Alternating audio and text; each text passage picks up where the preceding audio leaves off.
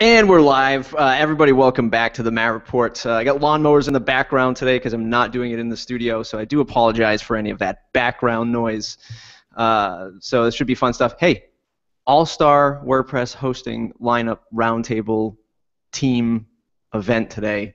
Dusty Donaldson. Dusty, welcome to the program. Thanks for having me, Matt. So hey, WordPress hosting. I'm just going to go right at you. Why another WordPress managed host? Yeah, I think that's a question we get asked a lot, obviously. But if you look back, I mean, we come from a web design and development background, right? And we spent years designing and developing WordPress sites for clients, and there's 1,000 or 10,000 or 100,000 hosting companies out there. Not just the managed ones. Obviously, in the last couple of years, there's been a sort of prevalence of managed WordPress hosting, and some of which are very good. But the majority of hosting is kind of this race to the bottom, commodity kind of crap industry, and the workflows are broken. So like what you get is you get hosting that has been around forever and really hasn't changed, and yet people are still having to do a ton of things that we don't think they should have to do, like edit htaccess files, or share passwords with customers, or force customers to sign up for, navigate a hosting website to sign up. And so we look at hosting as really fast, really secure, really robust. Hosting is kind of the minimum of what every host should provide, and where we can really add value is how do we build software and a control panel that really enhances the lives and the workflow of the people that are actually building and designing websites for clients. And so in lots of ways, Flywheel is scratching our own itch. It's, we've been in your shoes if you're a designer or developer, and we want to make that world better. And I think our mantra in lots of ways is nobody loves their hosting company. And I think if you surveyed 10 people, you'd get 10 different answers on who they host with, and 9 out of 10 of them are like neutral on it or hate. And we really want to be the hosting company that you can fall in love with, and I think that that's a really attainable thing. It's like your cable provider, right? Or your cell phone carrier. Like you're like, I got to pay them $150 a month. I don't really like what they do, but I got to do it anyway because I got no choice. What point was there a breaking point for you with other hosts? You don't have to mention names, but at some point you're like, you know what, this is just broken, and I'm going to set out to do something differently. No, not really. Interestingly enough, my partners and I did WordPress and website development years ago, and then we kind of got out of that game for a while. Well, we built a software as a service business, and when we kind of left that business, we got back together and sort of said, it just sort of came about. As we surveyed the situation, there was, since we had done development, a lot of interesting players had come on the market, but I think, as we all know, they have very small percentages of the overall hosting market, and WordPress is growing very rapidly in and of itself. So for us, it was really just looking and saying, like, we've always had this problem, and yet as you look at the market now, here a couple years later, it still exists. So now is kind of the time. So there wasn't really a breaking point so much as really just sitting down and saying, man, this is still a major issue. Hosting is still really backwards. We look at it and say, there's still just hosting companies, and yet actually outside of WordPress, a lot of cool things have happened, right? You look in the Ruby on Rails community, Heroku is doing really, really cool things that aren't just hosting, right? They're kind of this platform with cool software features. You look at GitHub, which has done really cool collaboration things, and lots of software and platforms have done really neat things outside of the WordPress hosting world, and yet the majority of WordPress hosting is still like $2 a month shared hosting, and Cpanel, which is like absurd to me. So really it was just looking at it and saying, man, we've been out of it for a while and it's still terrible. I want to talk about the Cpanel thing, but first, I do want to apologize. I have all my Matt Report contacts lined up, and I said Donaldson for your last name. It's Davidson. It's only because That's all right. My father-in-law still calls me Rusty, so I don't like. it's only because I have Dave Donaldson who just emailed me about Max Galleria plugin, and your name when I did the search was right next to him. So I do apologize. That's the first time it's ever happened to me on the show. Let's talk about cPanel. I find so hosting is very interesting to me. I ran a small hosting team, part of an ISP, for about 7 years, and cPanel was the software that we use, right? I mean, this is going back 2003 to 2008, or just before 2008. So that was like the thing, right? That was like WordPress for hosting, I guess. Maybe that's a bad comparison, but Sure. I still find cPanel to be one of those things where it's like it's easy, it works, the person can log in and they can change their FTP password, they can set up another FTP user account. I find that it works and it does well, but then there's the back end of, hey, bloated, too much, too heavy. It's a big attack. It's a big target for attackers or spammers or malicious stuff. I guess when you looked at it, did you look at building Flywheel from a technology standpoint, like it's going to be super fast, super lightweight, it's going to use a special technology? What's the compare and contrast with that kind of thing? Yeah, I think that we call them sort of hosting companies in a box, where anybody can put a server in a closet, install cPanel, and be a hosting company. And I've done that, by the way. right? Like I think a lot of people have. And listen, there's nothing wrong with that. But we set out and said, we want to be 10 or 100x better than that. And better in hosting is weird, because like everybody talks about speed and our servers are faster, we have more RAM or things like, and we look at it and say the way that we can be 10x better is with speed and the caching and all these sorts of things that we do, but also with the experience of actually interacting with the hosting. In lots of ways, again, we're a software company, not a hosting company, and so we don't want to just install cPanel on a server and be a hosting company. We want to create real value and real software that does improve the lives and the workflows of designers and developers. And so as we look at cPanel, you have 99 or 100 icons, and you literally, if you're doing WordPress hosting, need like 4 of them.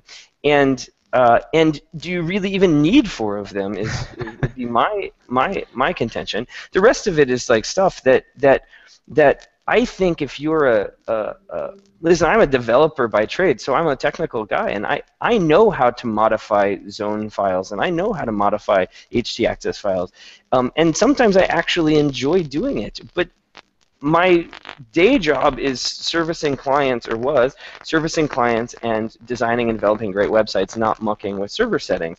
And so cPanel makes it easy for you to do that relatively. You still have to do it. And we think that, again, in a world that is sort of standardized on WordPress, there's a ton of stuff that can just be lifted off the shoulders of people and let them focus on what they do best, which is designing and websites for clients, and working and servicing those clients. And so for us, it really was, how do we not just be a commodity host, but also how do we really improve the lives of designers and developers? Listen, if you enjoy editing zone files and refreshing bind, you might have a problem. You might need to seek help. Even if you can click a couple of buttons to do it, right? You still need to find help. So you don't want to become a commodity host. When you launched, Managed WordPress hosting was very much a competitive market. Obviously, it still continues to be one. What was it like getting your first 100 clients? Did you have a strategy? Did you just throw it to the wind and say, look, we're just going to go out there and promote ourselves? What was your fast track to your first 100 clients? Yeah, I think that we have a unique take. So I should mention that Flywheel is WordPress hosting built for designers, right? Premium WordPress hosting built for designers, and it's premium WordPress hosting in the same way that other managed hosts are. We manage all the caching and the backups and the security and all of these sorts of things, and then back it with expert and friendly support.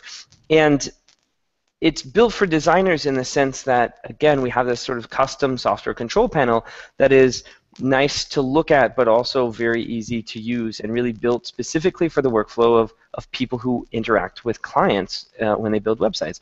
And so when we started, we launched a simple splash page to gather email addresses, and the core of it just said, beautiful WordPress hosting built for designers. And then we outlined the features that we were going to do, and these are features that most hosting companies didn't provide, because they're hosting companies, not software companies. And so that garnered a ton of interest, and as we we captured a ton of email addresses, and as we went to launch and into beta, then we would pick people off the list that were interesting, and we'd call them on the phone, and we'd say, we really want to talk to you about the workflow that you have and how Flywheel can fit into that, and you hear recurring themes over and over and over again, and after we'd talked to about 100 people, then we launched the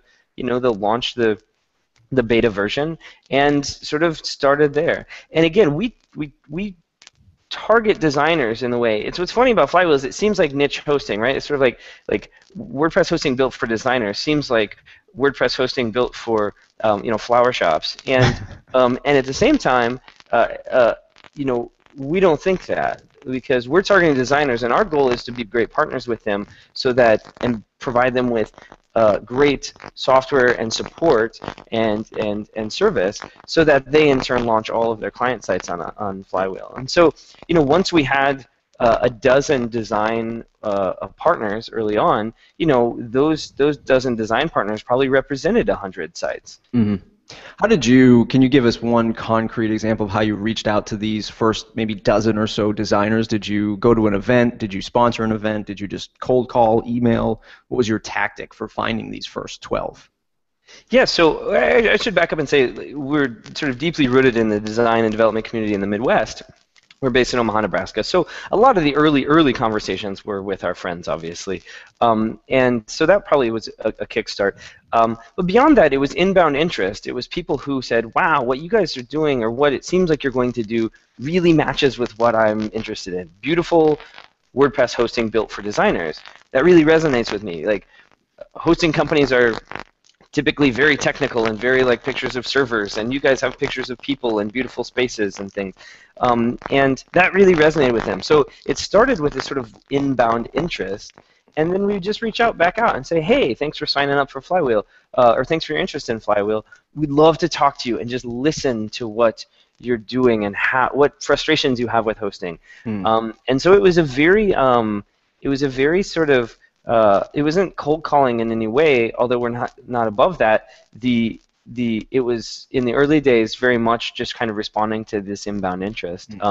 And so for some reason, what the messaging resonated to create that interest. Would you still consider your platform primarily focused on still on designers and possibly developers now? And would you sort of say, yeah, you know what, I think designers and developers can certainly recommend or refer their Joe Schmo client to use our software? Or are you still primarily focused on sort of the designer and the developer as far as a target market? Yeah, I mean, listen, if you're a hosting company, the way that you market, GoDaddy markets to everyone by taking out Super Bowl ads. Like, that's how they sort of market, right? They don't have a target, they just market to everyone with like a lot of money. If you're a hosting company in a box, like, how you differentiate is really hard, we think, right? Like, if you're selling to the end user, it's really hard. And you see lots of hosting companies do different things.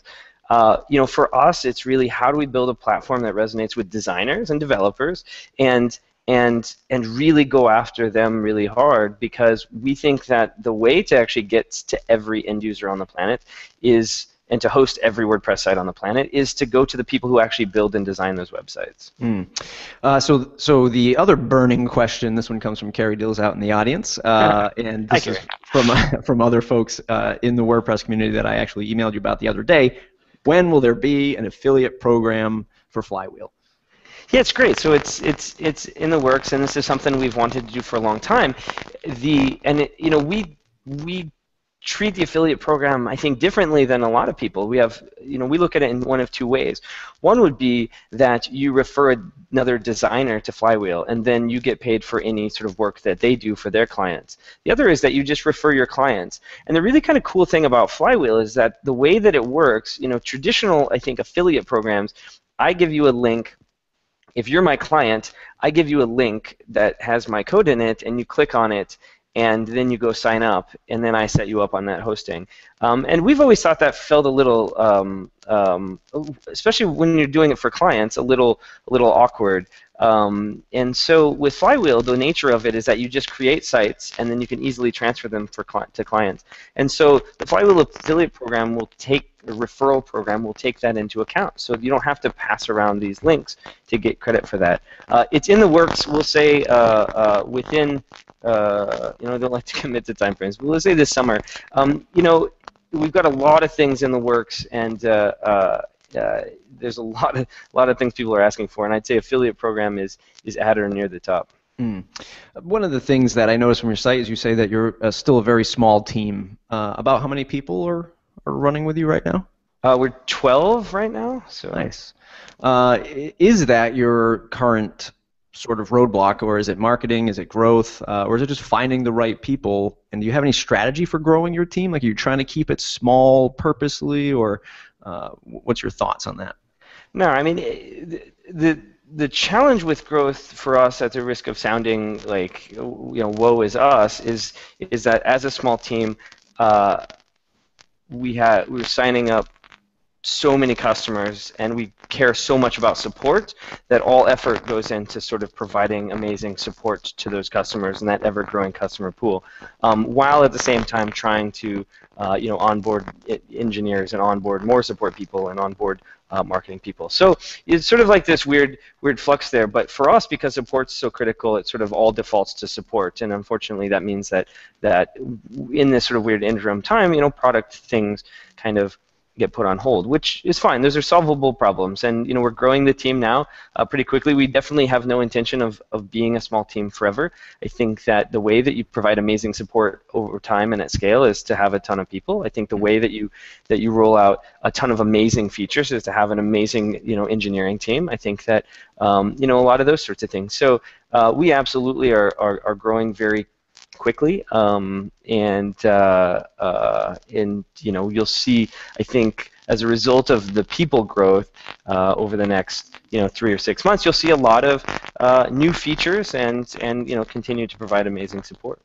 Hey, one of the features that's always missing from managed WordPress hosting, and I think I already know the answer, but I'd like to get your response, is what about email? Why not email? Why not provide email? What do you do in the case of email? Yeah, so we get this question a lot. We actually used to get it more than we do now.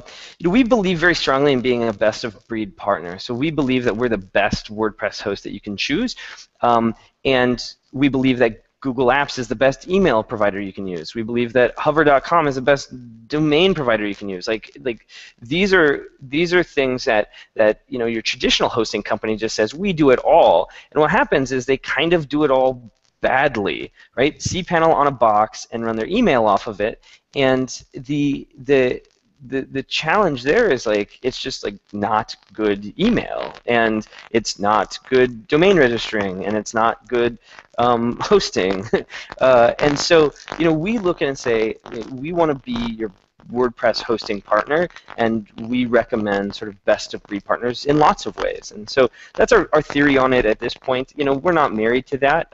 In the future, we look at things and say, how can we improve the lives of designers and developers, first and foremost, and their workflows, and two, do things that we can be experts at. We know that we can be experts at WordPress hosting. If in the future we can be experts at email, then maybe we do that. But right now, sort of singular focused on the thing that we know best and the thing that we can provide the best service for.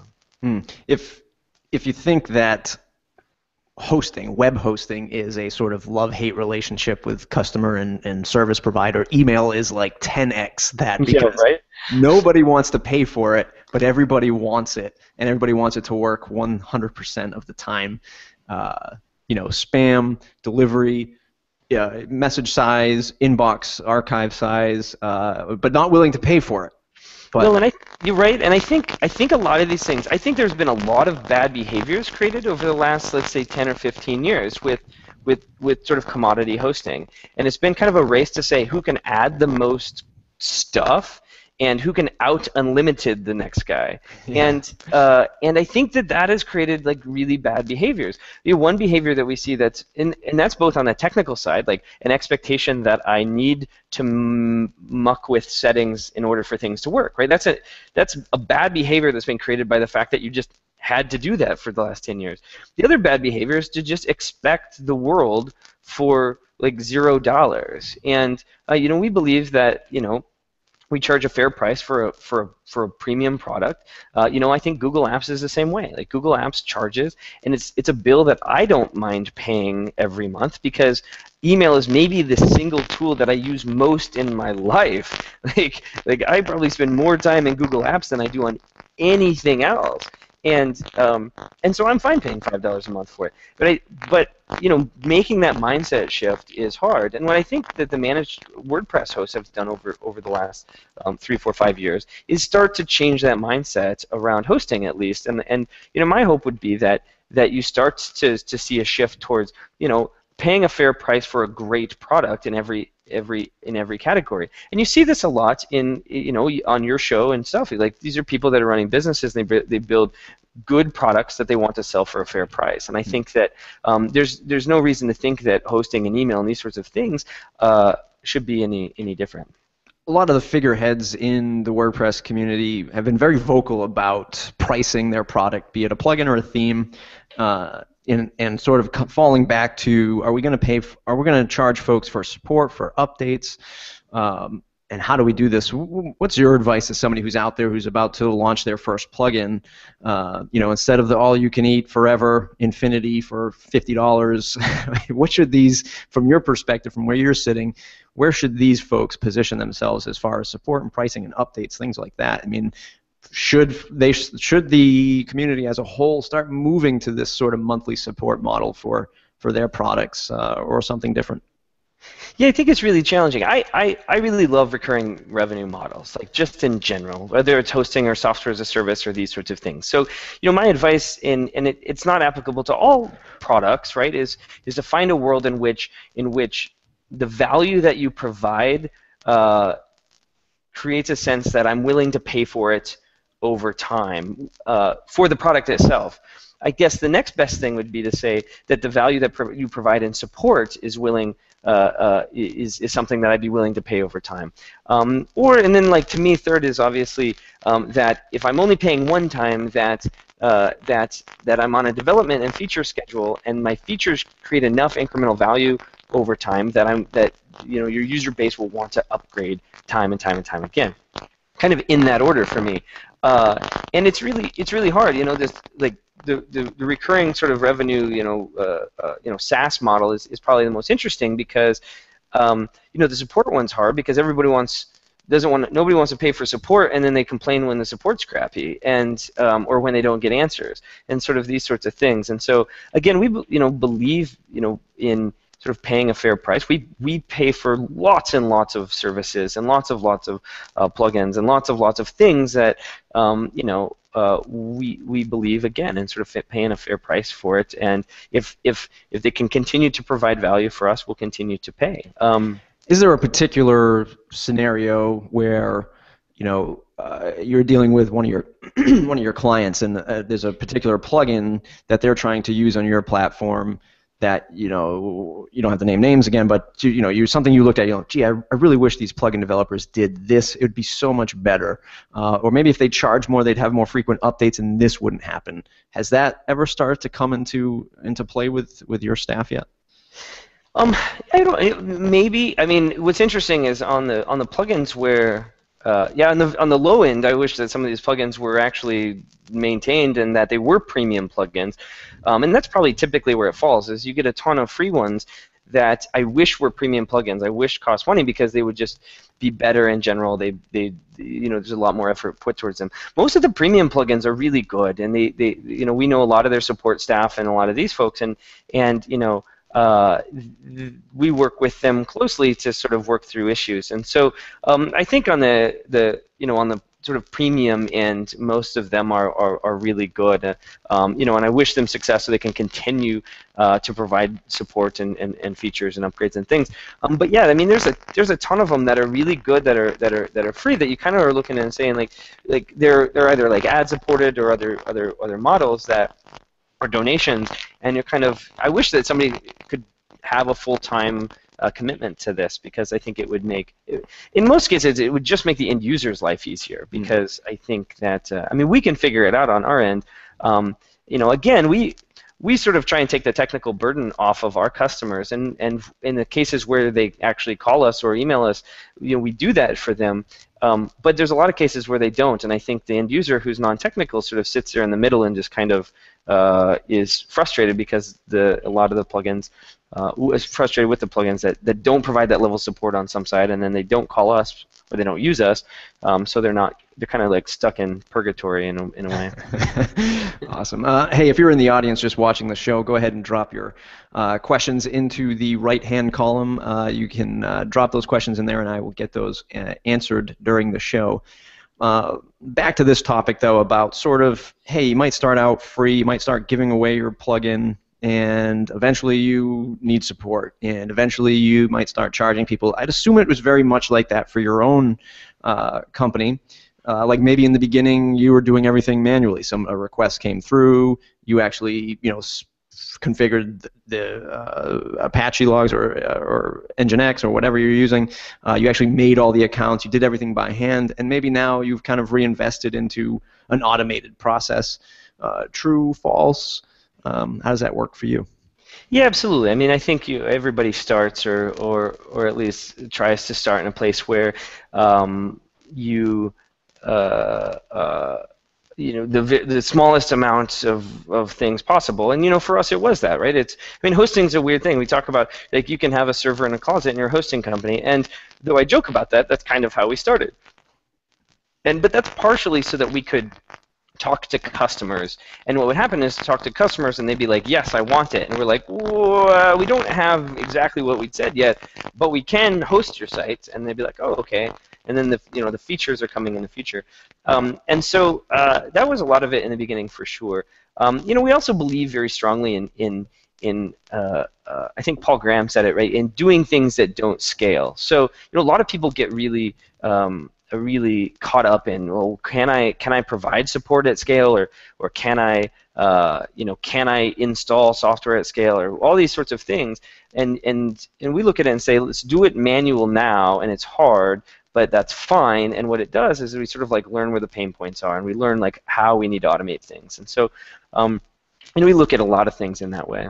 Did you have a different thought, or maybe sort of, I don't want to say a backup plan, but let's say when you launched and you were like, look, we're going to do everything manual right now. We're going to launch a minimum viable product. And if this doesn't work, maybe we'll pivot to something else. Did you ever have that thought in your mind, or did you set out with that, or are you just like, nope, this is what we're going with, and this is what we're going to stick with? I mean, your head's always on a swivel, right? Like it's you start down a path, and we have the benefit of having come from this world, right? In lots of ways, we're building a product for ourselves, and so going and listening to customers is validation in more ways than discovery. And so and it's discovery in so much as you hear things that are like, wow, we didn't actually think about that, but we know exactly what you're talking about. But it's validation in that way. So for us, it was kind of, let's validate that indeed people would pay for premium hosting, and indeed people's workflows seem backwards just like ours was, and indeed all these sorts of things. And so I don't know that there was ever a plan B or whatever. It was just kind of like, it made sense to us because this is the world we come from. And we, I talked to a lot of entrepreneurs, and I was always envious of the ones who did that. My previous software company sold software to restaurants. I'm not a restaurant guy, but so it was a different configuration. When we built it, we did have to go sort of like learn from people.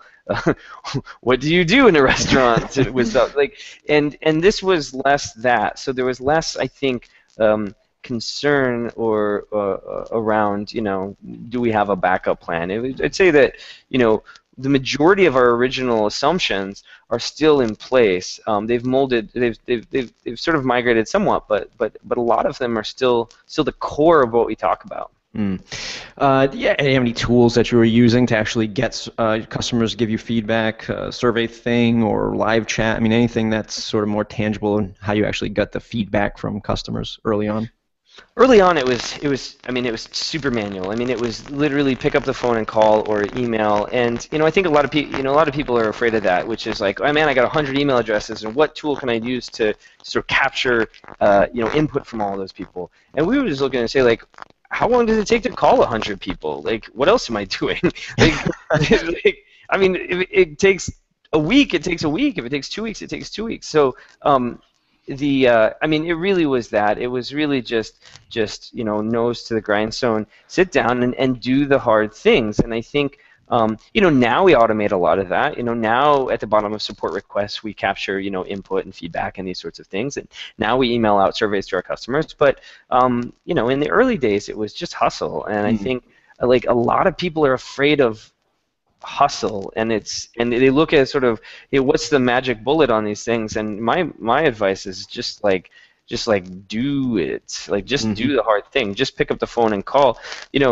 If you call 5 people a day about your product, like if you spend 8 in the morning to 10 in the morning making phone calls every day, like over the course of the year, you've talked to a lot of customers, and it really didn't eat that much into your day. So yeah, tiny habits to get yourself going, and it becomes sort of a ritual and a lot easier to do. Totally agree with you about just doing the work and picking up the phone and making the phone call. As folks know, I come from a car sales background, so nothing gets any more aggressive than that. When there's nobody walking through the lot on a 300-degree July day and you just have to walk out and find people, it's not fun, but it certainly helps grow your thicker skin. What is any future or anything that you can sort of give us some insight into about what's next for Flywheel? What kind of new features or functions you might be adding? Yeah, the major features we've been talking about for a long time with people, and that is bulk plans is the big next one, which is the ability to buy multiple sites at a time. We talk to agencies and designers, and about half of them want nothing to do with hosting, and they just pass it through to their customers, and that's where we're good at now. And about half of them want to pay for the hosting and charge their customers, and that's where bulk plans is good for. And so that's the big next thing. Affiliate program, as we mentioned. Staging sites is another major one, and then we've got a ton of other things sort of in the product roadmap that we get really excited about. Again, we think about product, I think, differently than any other hosting company out there. I mean, again, we're trying to solve problems, and so we've talked to a ton of customers who are like, man, if we could do this, that would be amazing. And so. What do you use to bucket all those ideas? Are you using a Trello, just a simple whiteboard? Where are you throwing all those ideas and sort of voting them up as you go? Yeah, we use Trello to manage our development process, so they kind of go into a bucket in there. We use Evernote to do a ton of stuff as well, so the whole team sort of in Evernote, and a lot of them sort of funnel through that. But yeah, I mean it is actually hard to kind of distill what those are, but we've got a ton of cool ideas, and so those are probably the big 3, and then beyond that there's a ton of stuff down the road. Let's take a step outside of WordPress real quick. You do a whole heck of a lot of other stuff, and you've launched a few other things. To our good friend Garrett Moon a couple weeks ago, where he actually mentioned the publication Silicon Prairie, and you got Big Omaha starting tomorrow. What's your involvement in all that stuff? And by God, you don't have to be in Silicon Valley, I guess, anymore. Yeah, so we're in Omaha, Nebraska, and probably when I started my first company, the WordPress design development firm, about 8 years ago, we looked at the world and said, we're in Omaha, Nebraska. We don't want to move somewhere else. So how do we surround ourselves with people like us? We're this kind of cool, fun, software company that you might see in other places around the country. Surely there's other people like us around. And as it turns out, there were. And so one of the ways we kind of coalesced those people was to start a publication called Silicon Prairie News. And it's just a blog that highlight entrepreneurs and innovators and startup companies in the Silicon Prairie, the areas in and around kind of Omaha and Des Moines and Kansas City.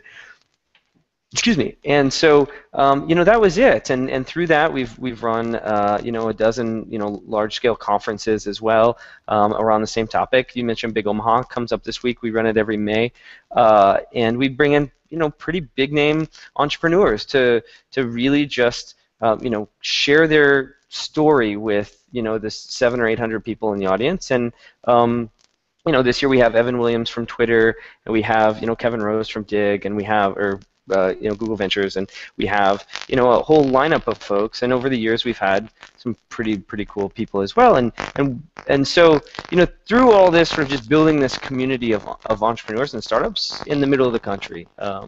And so that's been a big part of certainly my life and my partners and everybody for the last 5 or 6 years.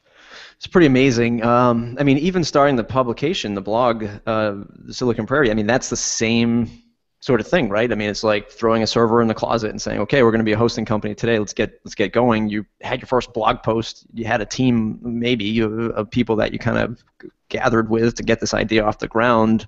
What was that like? How long did that take to actually you saw the light at the end of the tunnel with that growing?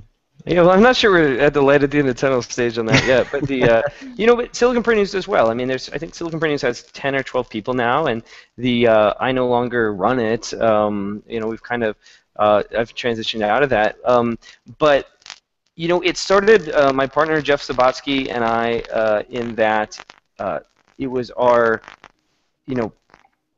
passion, it was our labor of love, was to write for this blog and highlight these people. We used to say, we would go around and stick a camera in front of somebody's face and say, tell us what you're working on, like what is interesting that you're doing, and then we would share those stories. And neither, I'm a computer science major, he's a finance and banking major, like neither of us are journalists. We just did it. And what you find in blogging, and I think podcasting is probably much the same, which is lots of people do it or want to do it or say they're going to do it, and then they write like 3 blog posts or they do like 3 podcasts, and then they're done.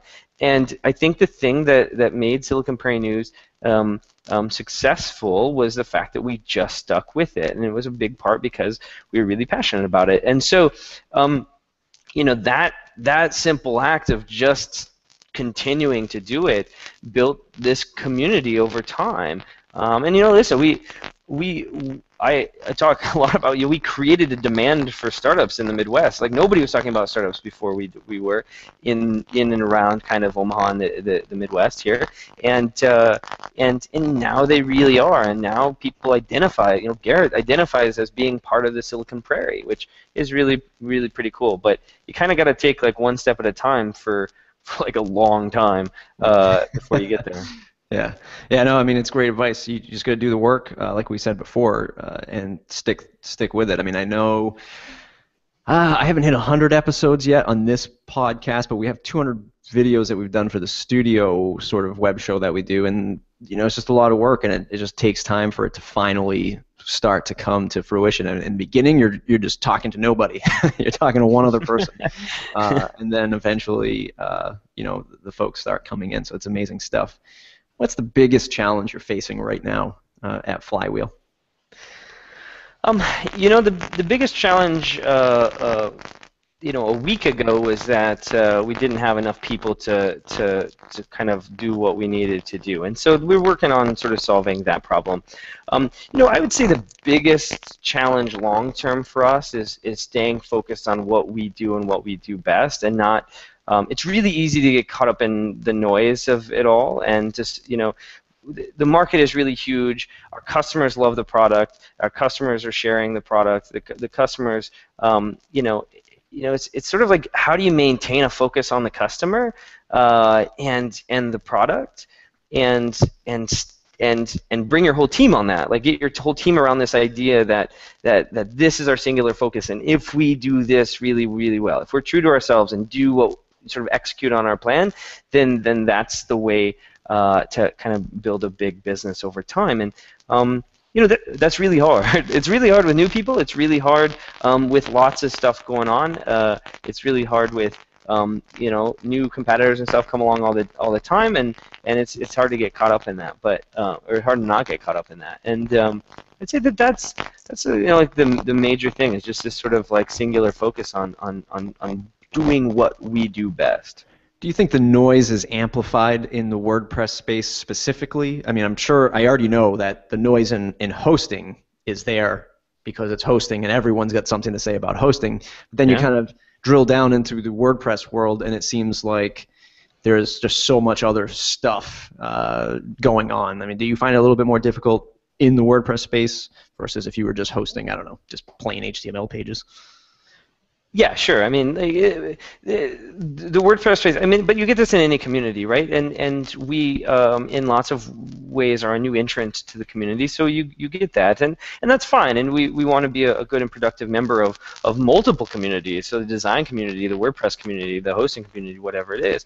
And so it's sort of balancing a singular focus on what we do and do best with the fact that we need to be sort of visible and productive members of the community. And so it does sort of get echoed in that way.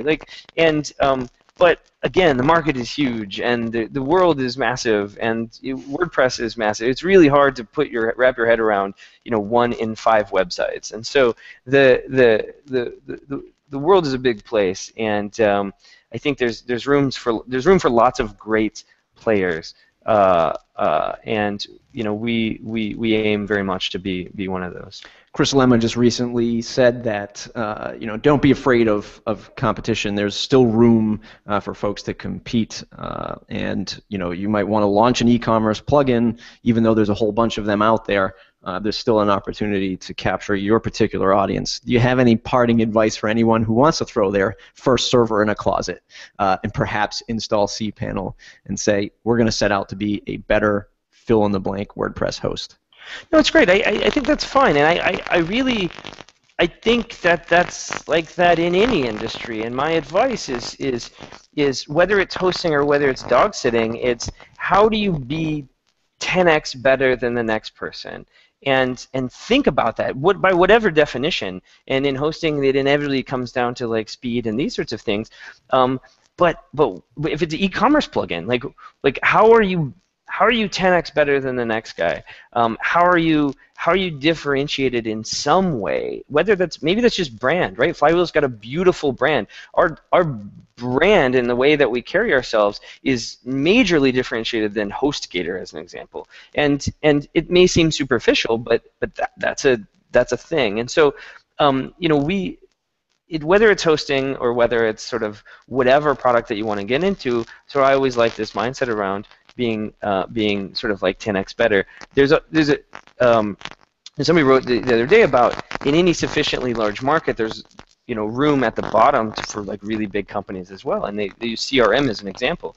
Salesforce is a $10 billion a year company, and yet sort of upstart CRM companies happen all the time, and many of them will be billion-dollar companies, even though there's this massive player. And in any market, there's sufficient room, I think, for people that are differentiated in some way to sort of capture a passionate group of users around that. And that's kind of that'd be my advice for anybody. Competition. My restaurant software company didn't have any competition that to speak of, and it wasn't even that much fun because you never like rolled out a feature and were like, yeah, they don't have that. I mean, they didn't have anything. So like now at least when we see competition do things, we're like, oh. You were just about to say, take that, WP Engine. I'm just kidding. Well, yeah, I mean, they're a great competitor, and I think that we have a huge amount of respect for what they've done and what they've built, and it's good to have that, and it's good at the end of the day. The best, the person that is the recipient of that is the end user because it sort of pushes innovation, I think. Yeah, it's a tremendous answer, and I'm not going to ask any more formal questions after that. Was a great answer. I mean, I feel like I'm charged up and ready to go with what we're doing. Do the work, right, and do it better. Set out to, competition is okay, right? Competition is needed, right? If like you said in the restaurant example, if there was no competition, we'd all kind of be just doing the same thing, lemming along, and not getting anything done, innovative anyway.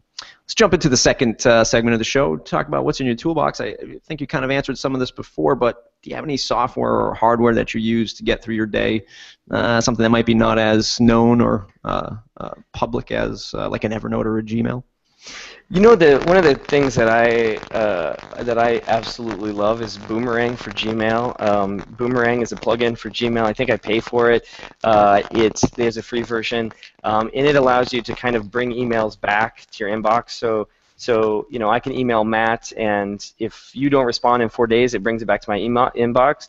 And that to me, I'm sort of anal retentive around inbox zero. I don't ever get there, but like I want to, and it's the one thing that allows me to do that. Like I can send you an email and it goes away, and I can remove it from my inbox. And if you don't respond, if it's actionable, then it comes back to me in 4 days. I'd say that from a workflow perspective, for me at least in my life, what I do with email is massive. That's awesome. I've never heard of that. I'm going to check that out. It's a lot like what's the Mailbox on the iPhone. So Yep. Mailbox on the iPhone allows you to do similar things. This is just a plugin for Gmail that does something similar. Yeah, I know what I typically when I send out an email that I know I need a response on, whether it's booking a show or negotiating with a client or something like that, it goes right on my follow-up list and my wonder list. So this might be an interesting little bit that can save me that sort of extra step, if you will. Let's jump into the lightning round. I'll ask you a series of quick questions, and you'll have a series of quick answers. What's the one plugin you cannot live without? Oh, advanced custom fields. Wow, nice. Not a lot of people recommend that one, but I'm glad to hear it. What's the best business or WordPress book you've ever read? Oh.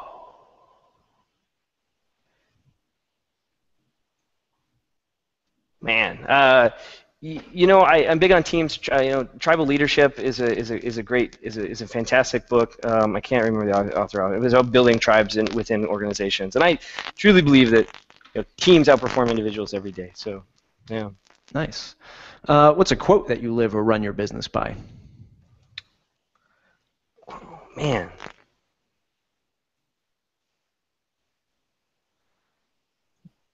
I don't know. We mentioned it. We touched on it earlier. I mean, it's not a quote, but like I read a lot of Paul Graham, and Paul Graham, founder of Y Combinator, and that idea around do things that don't scale is really resonates with us now, and it's sort of like something that we're sort of using a lot. And so I'd say that, right? Like, do things that don't scale is just an awesome piece of advice. I like that, and that's probably what takes your best business and career advice you ever received. What's the longest a client project has ever taken when you were back in the days of designing sites or developing sites? Well, we did a lot of custom software engineering, software development as well, and those projects would take like 6, 8, 12 months. So a lot of them would drag on, but nice. If you had to switch to another CMS, or maybe perhaps host another CMS, what would it be?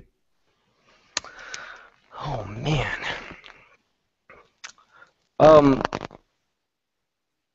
There's a lot of talk around. Man, that's really. Ghost is probably the one that's most interesting to me. I haven't spent a lot of time looking at things because a lot of them Joomla's not interesting, Drupal's not interesting. It would be something like Ghost, I'd say. What about Expression Engine? We looked at it years ago for client projects, and just never super got into it. It would be on the list. As we look at it for Flywheel, we're hyper focused on WordPress. In the way future, if we could be experts at something, maybe we would do it. Or if it was sufficiently big, I don't actually think that anything will come along and be big. Yeah. Who should I interview next? Oh, who should you interview next? Paul Graham. Paul Graham. Paul Graham would be great. I don't know. Do you have anybody using WordPress that they're just like CEO level, but they love the WordPress software? It enables them to run and produce revenue stream, but they're not into WordPress like we are. I'm trying to find somebody like that that knows and loves WordPress that can give us a perspective of sort of the general user, but not like us, you and I. If anybody has that, go ahead. I'll get back to you. Yeah, I don't know. Anybody like that, it's matttreportblog@gmail.com or mattreport.com/contact. Let me know. What's the one question I didn't ask you that I should have?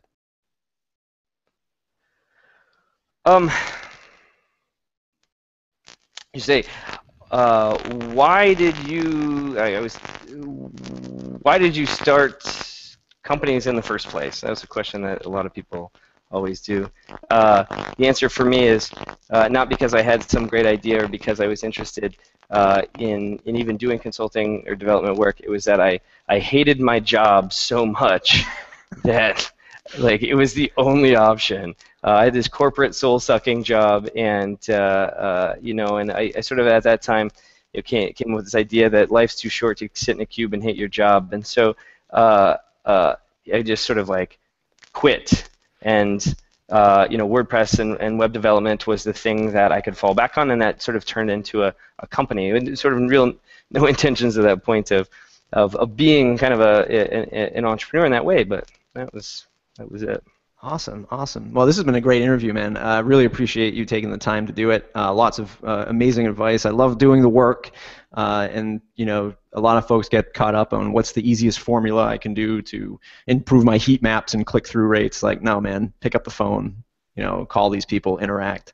Where can folks find you on the web to say thanks? We're at getflywheel.com. And you can email me if you want questions, dusty@getflywheel.com or at DustyD on Twitter. And you're looking to hire some folks as well. I'd imagine they can reach you the same way, right? Yeah, all the positions are available on our website, getflywheel.com, and you know, always looking for great people. So engineers, support, marketing, across the board. So amazing stuff. Well, man, thanks a lot. Everybody listening, mattreport.com/subscribe. Join the mailing list. If you want to keep the show ad-free, it's mattreport.com/join. Join the membership of the Matt Report Pro entrepreneur community, all chatting away in the forums and having great discussions every month about their different business topics, challenges, and goals. So thanks, everybody. Thanks for tuning in. Thanks.